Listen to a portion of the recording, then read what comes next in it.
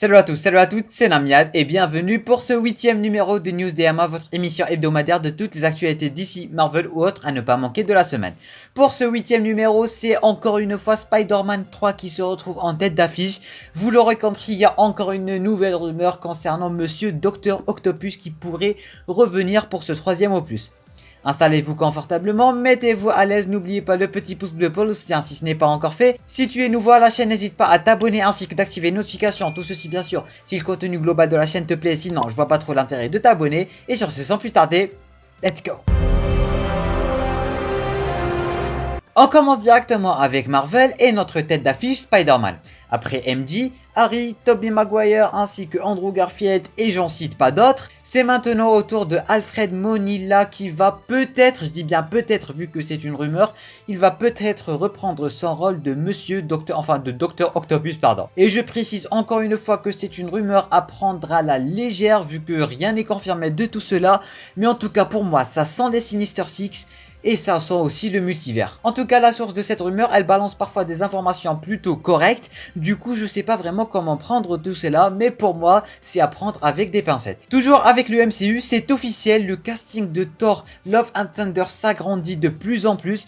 Et c'est aussi confirmé et c'est aussi officiel que dans Thor Love and Thunder, on aura une ambiance de Avengers Endgame, une menace à la Avengers Endgame. Alors je sais pas du tout ce que ça veut dire, je sais pas du tout qui va rejoindre le casting, mais en tout cas ça reste à voir.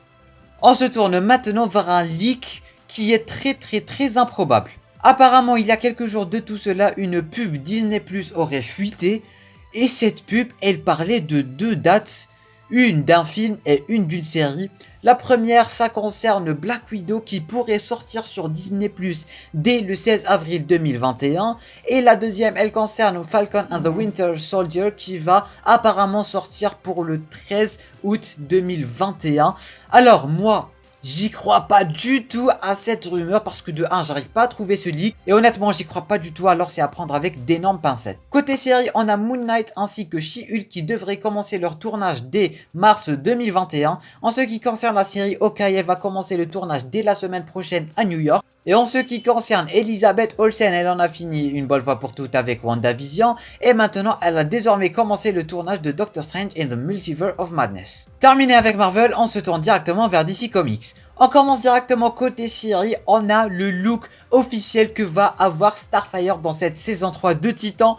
Et on va pas se mentir, il est extrêmement badass, d'abord Red Hood puis Starfire. Bien sûr je m'attends aussi à Raven ainsi que le nouveau Robin, si il y en aura bien sûr, ainsi que Batgirl et compagnie, ça va être énormissime. On se tourne maintenant vers les films, ou plutôt les séries, ou plutôt j'en ai aucune idée, parce que Jared Leto nous a teasé qu'une surprise, une grosse surprise pour être exact, allait arriver en 2021.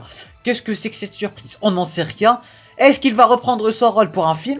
Est-ce qu'il sera dans un prochain Suicide Squad? Est-ce que c'est pour parler de la future peut-être série Batman? On n'en sait rien du tout. On se retourne côté série. En effet, la série Titan, pour être plus exact, la saison 3 de la série Titan va apparemment avoir un budget bien plus grand que celui des deux précédentes saisons.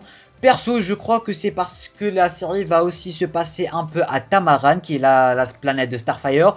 Et du coup, techniquement, ils auraient légèrement besoin d'un budget encore plus grandiose. Et pour finir, petite rumeur concernant le spin-off, le film sur les Amazones, le spin-off de Wonder Woman. Apparemment, chronologiquement, il sera situé entre Wonder Woman 2 ainsi que Wonder Woman 3. C'est-à-dire Wonder Woman 1984 ainsi que Wonder Woman 3, on ne connaît toujours pas le titre. Et bien voilà, la team, c'est terminé pour ce 8e numéro de News DMA qui est mine de rien super pas chargé. Je sais pas si on peut dire super pas chargé, mais il y a que dalle pour cette semaine, je m'en excuse mais ce n'est pas de ma faute.